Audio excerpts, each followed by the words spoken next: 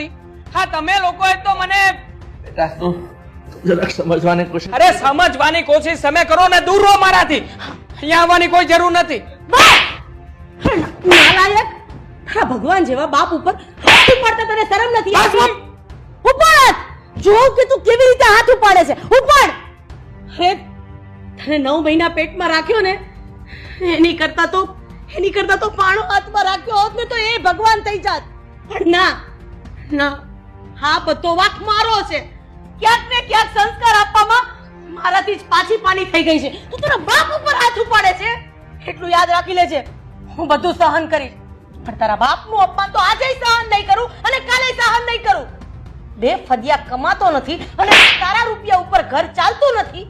એમ છતાંય તું તારા બાપ ઉપર હાથ ઉપાડે છે. દીકરો છે ને તો દીકરો બનીને ખાતા શીખજે, બાપ નહીં. હા, તો તમે પણ મારા મા બાપ છો ને, તો મા